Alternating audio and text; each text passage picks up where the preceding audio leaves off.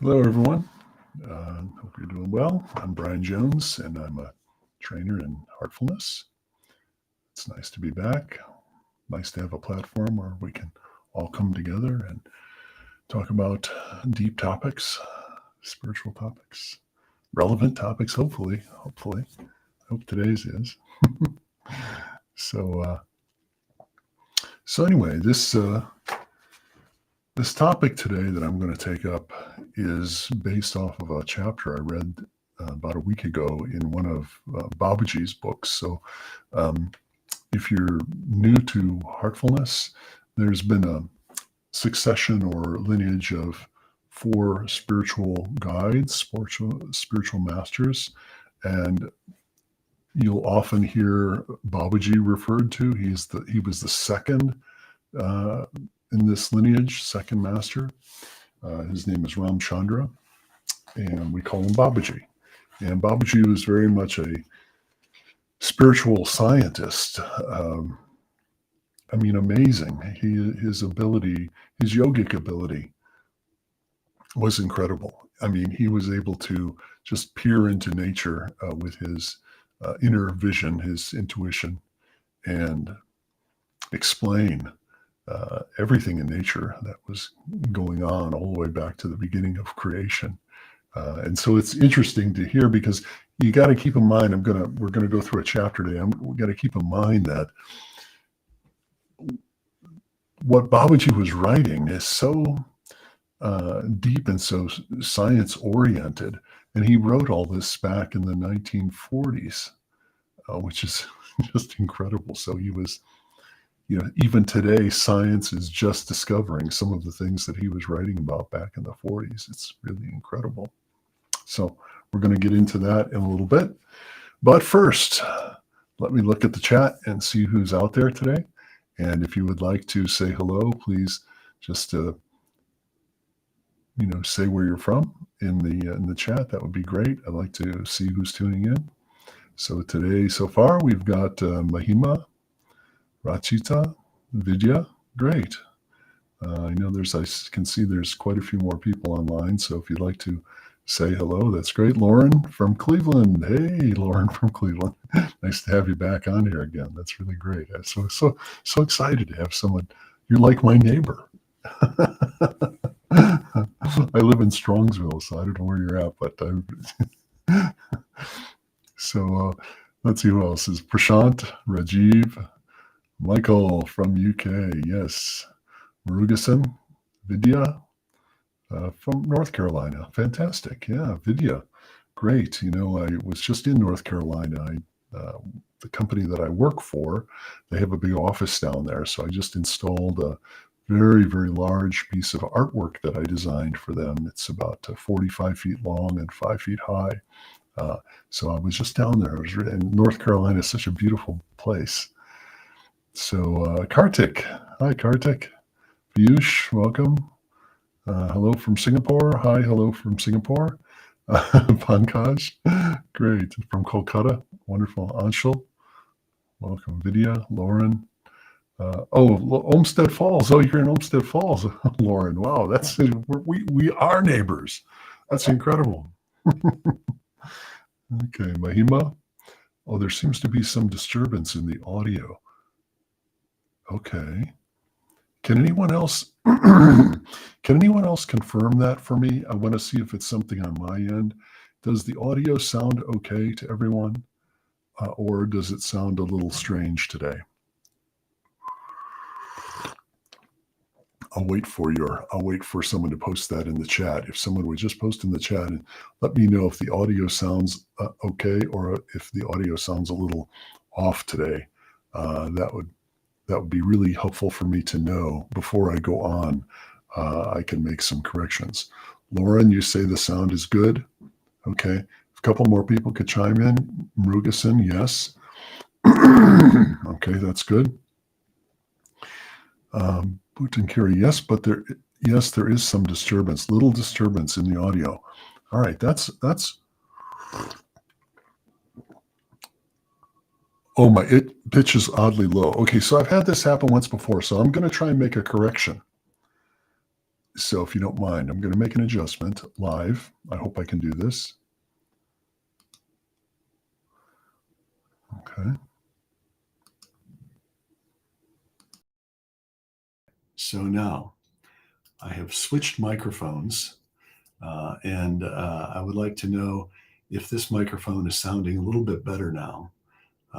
So once again, please, before I get into the topic today, if you could please let me know, because I'm going to go off camera for 1 second. I'm going to go off camera for 1 second and check my connection. Oh, it's perfect now. Okay, that's good. I'll be right back.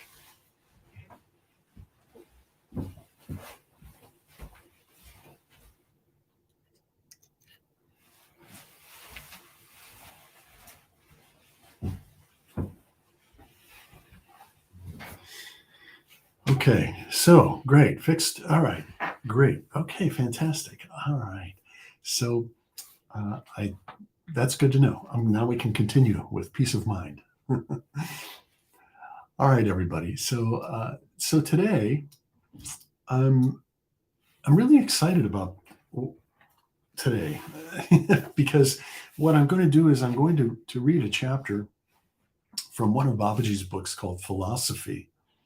And this chapter is called Man, His Place and Destiny in the Cosmos. Okay, so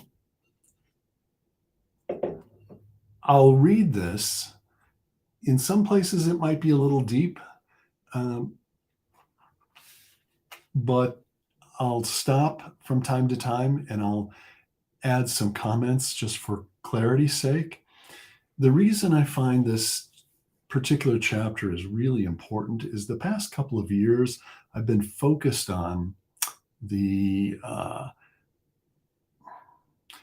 creation story according to the masters of Heartfulness. And this chapter here is really one that summarizes this so well, and it's just wonderful. So the reason it's important to know this and to know, how it all started is because we understand a lot more clearly, who we are now as spiritual beings, why we're here, and what we need to do to move forward. So understanding this is really important. Okay, so here's this chapter from Babuji. His place and destiny in the cosmos. I would advise that instead of pondering over how the universe came into existence, we should admire the being that brought it into existence. We have set up a tiny creation of our own individual material existence, having layers after layers of grossness and opacity. What is now to be done is to shatter off those layers of opacity one by one and assume the absolute as we had at the time of creation. Okay, now, when we think of something that's opaque, we can't see through it. So we started as pure beings of light. And as time went on and we commingled with energy, particles, matter, our consciousness started to become enmeshed in coverings. Okay, so where we started as beings of light, then we started to take on, light bodies. We started to take on coverings. And that started the process of the sense of I-ness. And when we think of opacity, as Babuji's explaining, and opaque, we're clearly, in this dense, opaque body. Our existence in the present form, our existence in the present grossest form is neither sudden nor accidental, but it is a result of the slow process of evolution. The latent motion which led to the formation of the universe may be called the first supermind of the Almighty. We owe our origin to that mind, which we call the first mind. At the back of the mind, there is the center, or the state of Tam, T-A-M. Okay, so, the picture that this starts to portray here is that the mind is in motion. So when there was this first stir or movement, it's that movement that's now reflected in us as our stream of thought, because we're beings of thought and energy and matter. That's what we are. So we have in a small way that same stir. We're reflecting that original stir through the quality of our mind. And he says at the base of the mind or back of the mind, there is the center or state of Tam. So here behind the mind is a state that's completely still. It's inactive. There is no activity in it whatsoever. So that is our base. And I'll come back to that in a minute. The existence of the soul can be traced as far back as to the time of creation, when it existed in its naked form as a separate entity.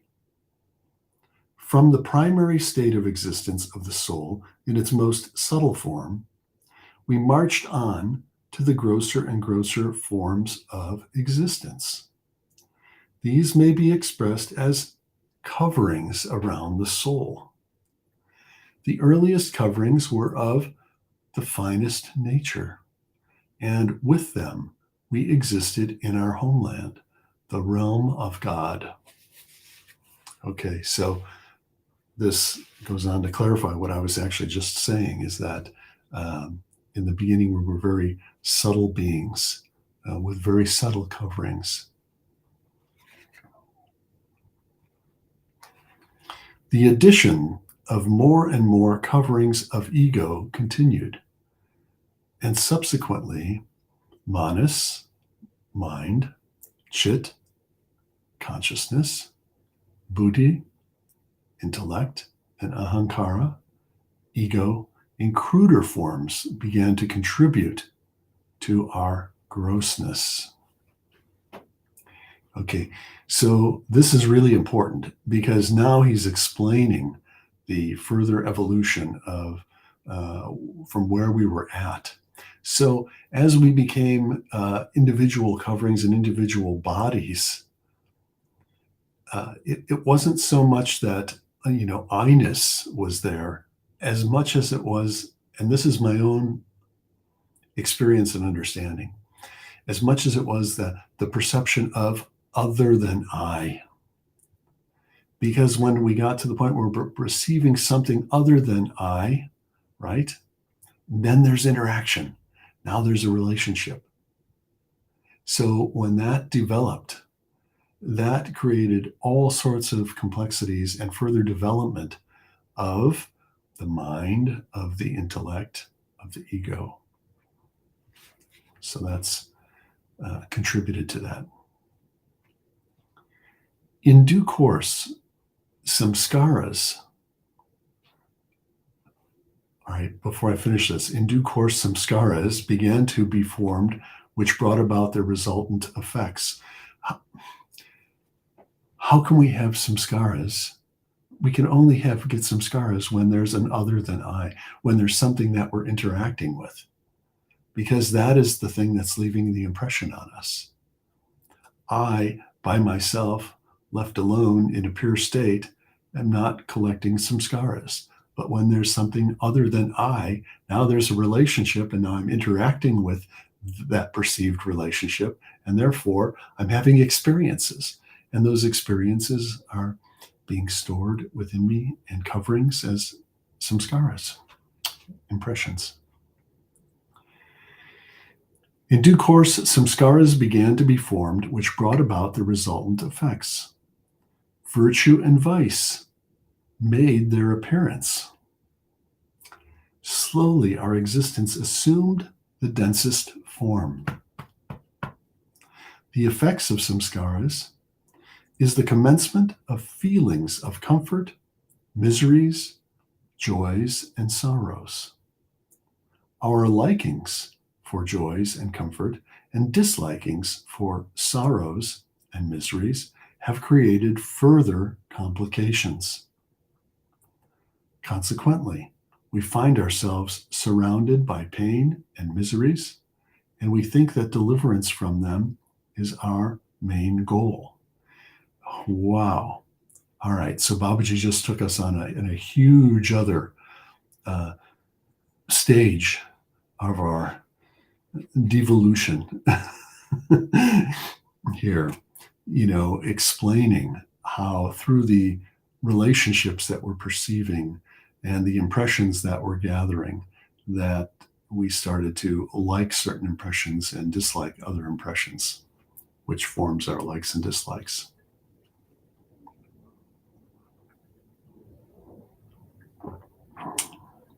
Okay.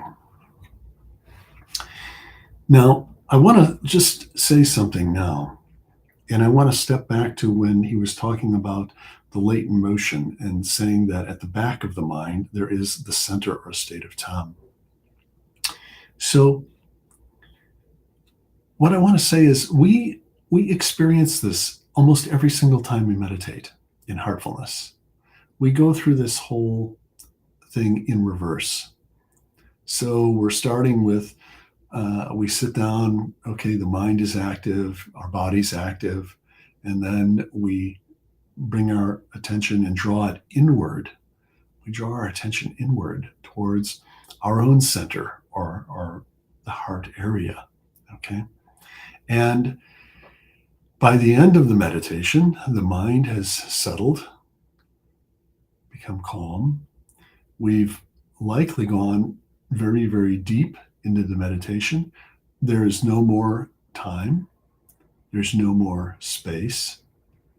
And our awareness is totally withdrawn from our senses. So we can't even know this original state because it's not related to our senses. It's not time-based. So we can't perceive there. So when we talk about, oh, that meditation was so deep, or I've gone so deep in meditation, right now we're returned back to the original base before the mind. And of course, we call this samadhi, which is the original pure state of mind, simple state of mind. Man is a bipolar being. It has got its root nearest to the base, and the other end towards the world. If somehow the individual mind gets molded towards its cosmic mind, it begins to appear in its true color. As a matter of fact, the human mind is a reflection of the Kshob, Kshob, which set into motion the force of nature to bring the creation into existence. The individual mind is thus a part of the godly mind, which he's referring to here as Kshob.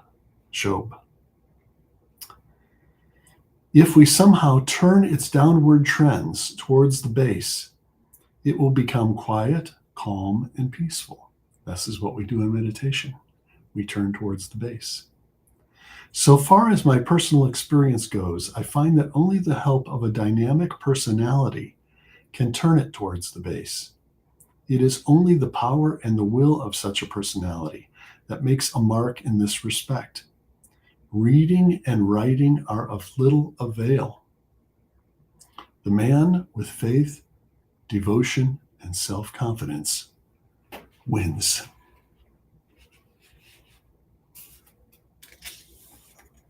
Man is nature's instrument.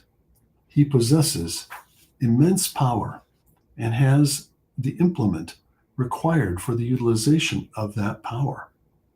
That wonderful implement is the mind, and it is exclusively the possession of man.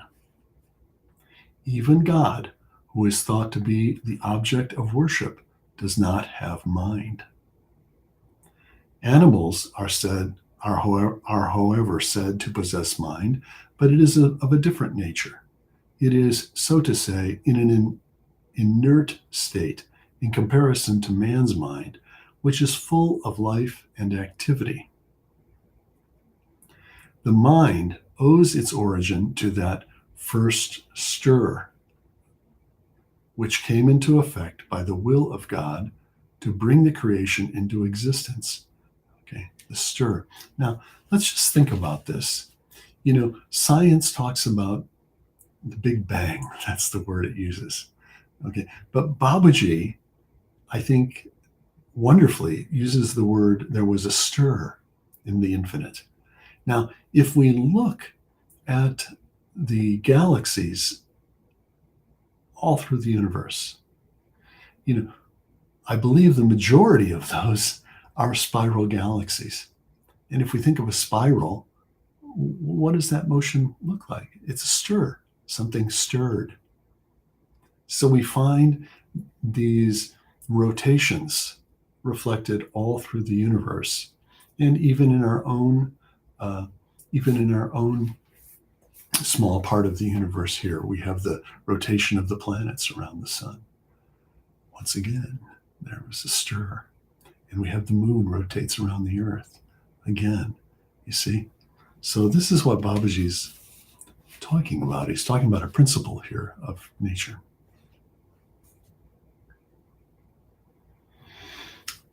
So let me repeat that. The mind owes its origin to the first stir, which came into effect by the will of God to bring the creation into existence.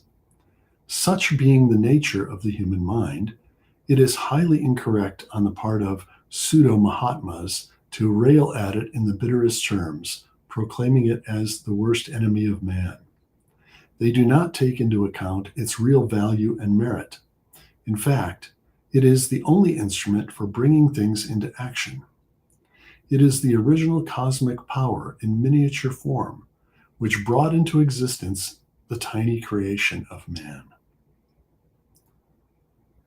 It is the very same power which is in action at the root of everything. Whose power is it? Of God or of man? The answer is simple. It is definitely of man, because God possesses no mind. If he had it, he would have been subject to the effect of samskaras. It must therefore be the human mind that works at the root. Wow. Now, I remember Master Chariji one time talking about this in a different sort of way. He said, God creates,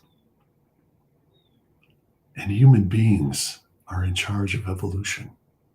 Oh my gosh. God creates, and human beings are in charge of evolution. Oh.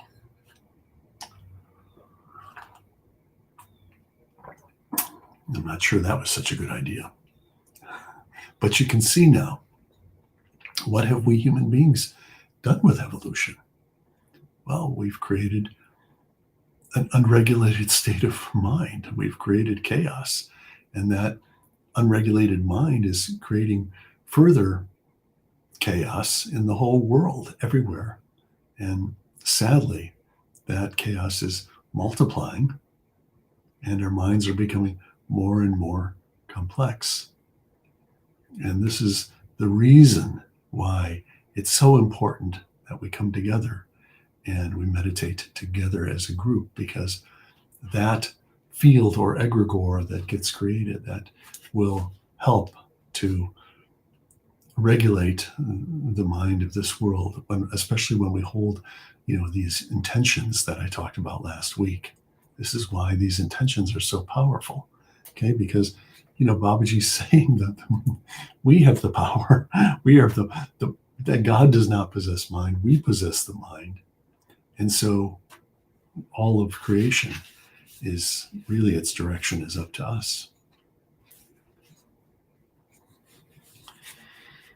Every particle of the human body possesses immense force and the entire universe is closely connected with it. Every point of the spinal column is full with the greatest power, but no heed has so far been paid to it. People are all crying for Kundalini alone, hankering madly after its awakening. Every particle in the composition of the kernel or nucleus of the various brain cells has its own powerful force, which surpasses that of Kundalini. But nobody has yet tried to utilize it for the good of humanity. My view may not be acceptable to most of the Yanis, and even if I demonstrate it to them, they may not be sensitive enough to realize it.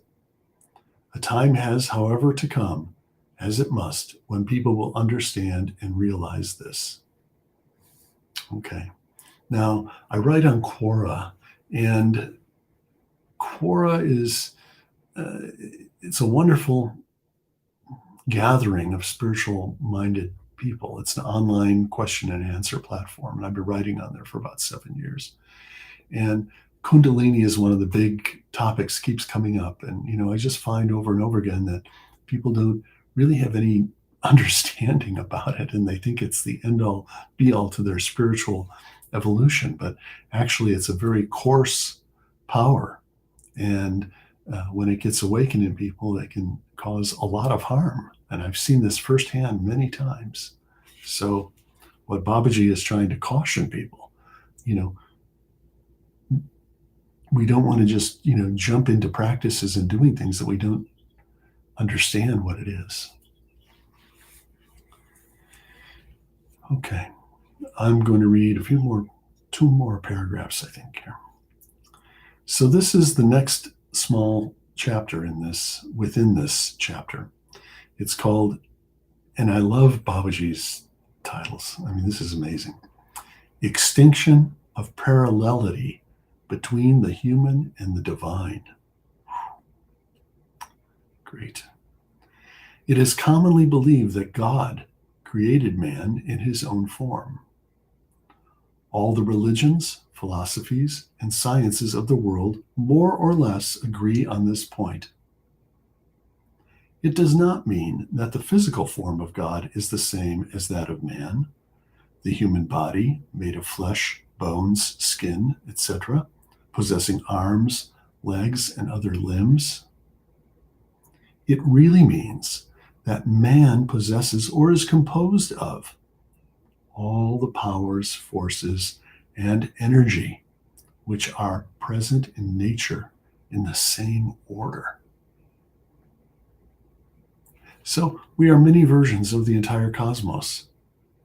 And when we talk about the chakras, all of those chakras each one of those is like a universe unto itself.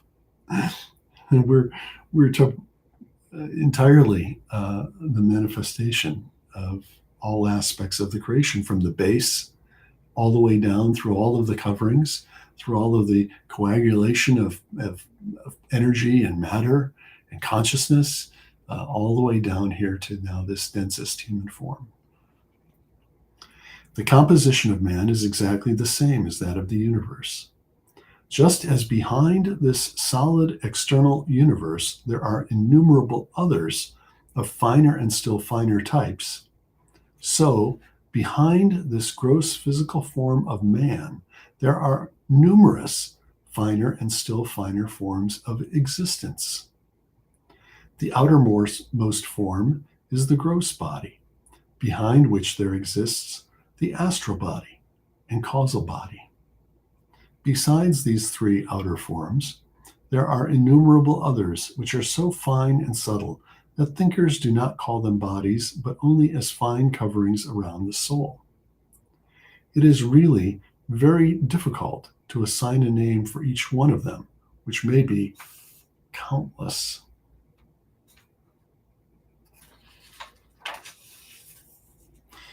With all these innumerable forms, from the finest to the grossest, man is in existence in the material world as a true copy of the universe, or the entire manifestation of God.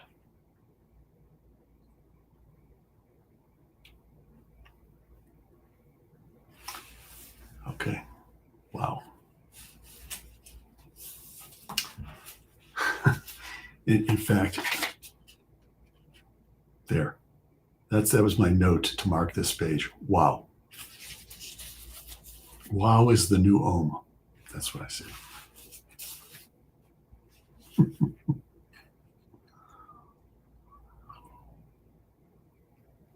So I hope you all enjoyed that and understand how important it is to understand what we are. We are not merely our thoughts. We are not merely this limited physical form.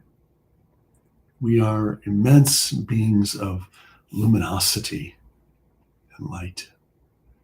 And what we are doing is we're uncovering our real, true condition. And we do this through the tools of heartfulness. And these tools are very powerful. We don't understand how much they help us. And these tools are transmission, which by its very nature returns things to their original condition. And the other one is cleaning, which is the ability to use our will, which is not weak. We are the will of the divine. We have that divine will within us, right? We can ourselves clear off all the impressions we accumulate each day. And a time comes that we stop accumulating any more impressions. And then, when we sit in a group together, we sit with a trainer, these deeper impressions get removed.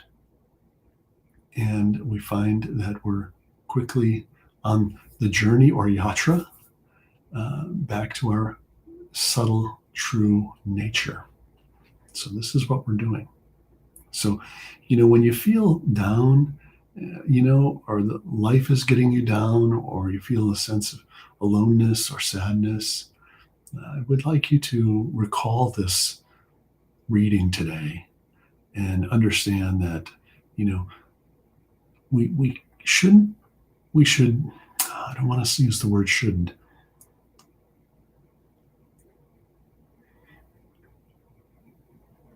We need to not give into our thoughts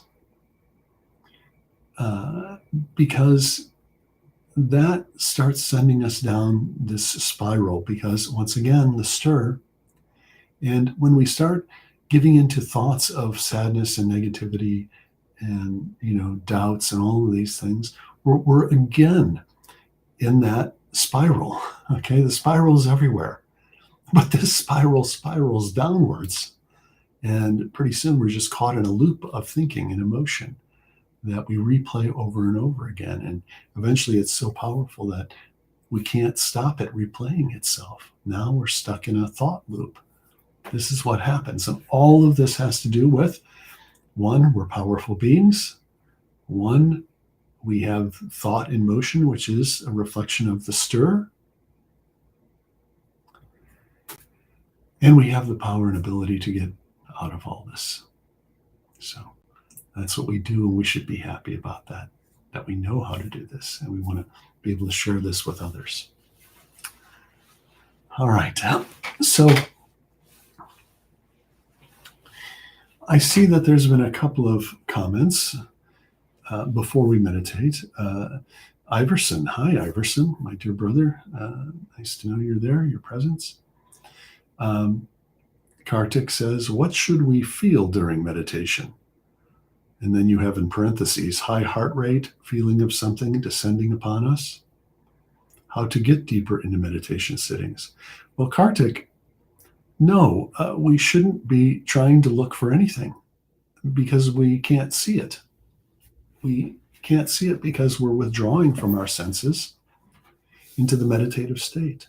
So we don't worry about trying to perceive, because then we're setting up yet another motion. This is what we do. So just let go and just allow yourself to be open to receive. And I want to emphasize to everyone, we don't do meditation. We do the practice of meditation. Okay. Now, what does this mean? It means that when we sit down, Okay. And we bring our attention to the area of the heart with the idea that the source of light is already there. And that's what we want to meditate on. That's not it. That's not the end of the meditation. That's not, you know, the practice of meditation is that when you realize that you've got thoughts again and you realize you're thinking, now you have to do the practice of meditation. You return gently to the area of the heart with the idea that the source of light is there. Again, when you get caught up in a train of thought, you practice meditation. You have to return again your awareness and rest on the source of light in the heart. This is the practice of meditation. So we need to, do something. And usually you'll find that you only have to do that, maybe 2 or 3 times if you catch yourself. And within a very short period of time, you'll be so good at meditating that it'll become natural to you. So with that, dear friends, I think we should meditate.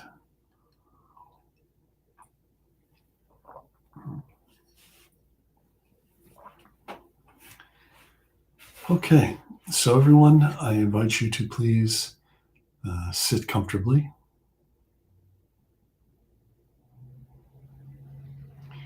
And we will make use of and benefit from the cleaning process and the transmission.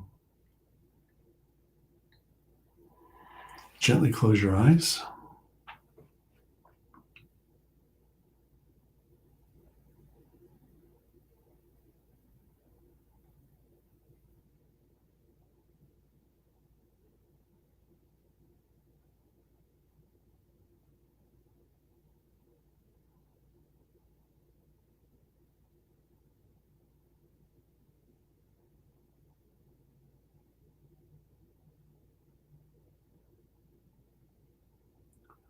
Let's start by taking a slow, deep breath in.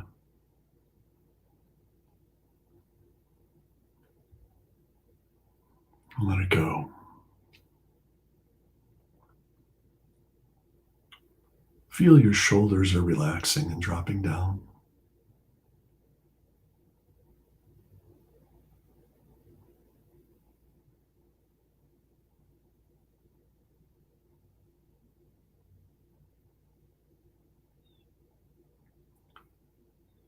And let your arms relax.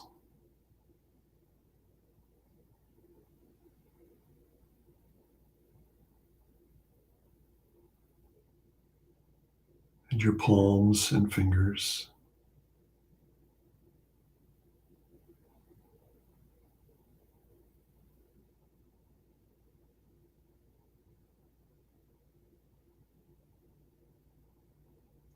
Bring your attention to the area of the heart. And just rest on the heart.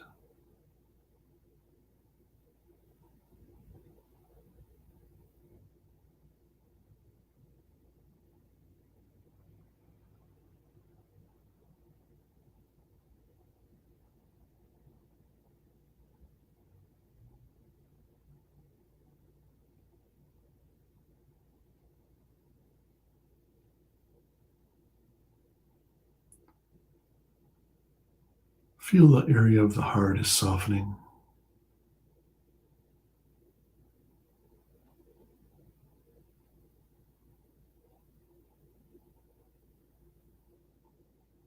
And feel the lightness there.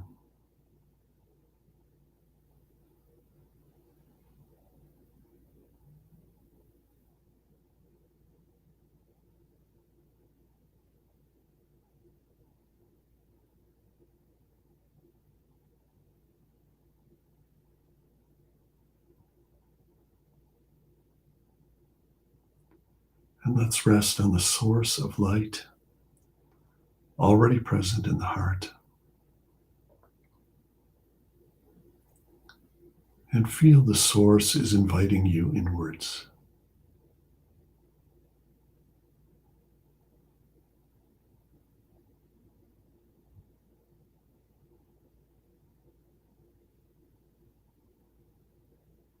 Let's stay with that thought.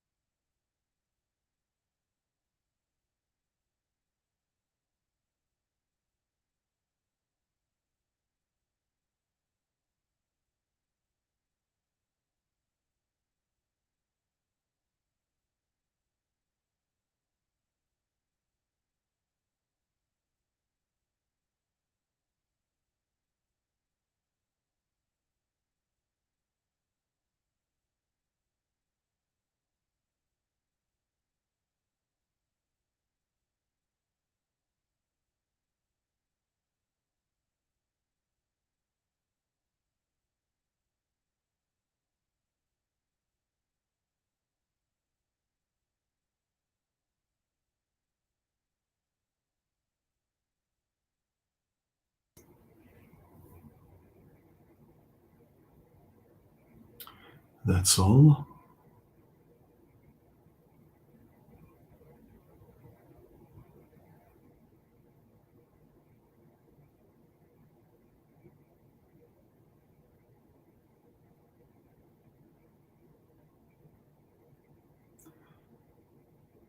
Let's take a moment to feel this peaceful condition.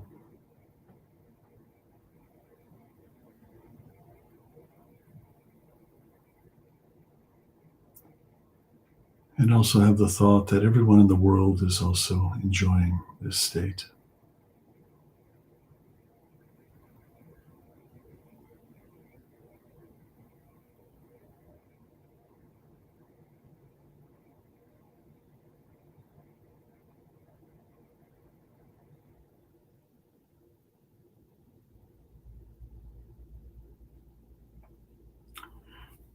Okay, whenever you're ready, you can open your eyes.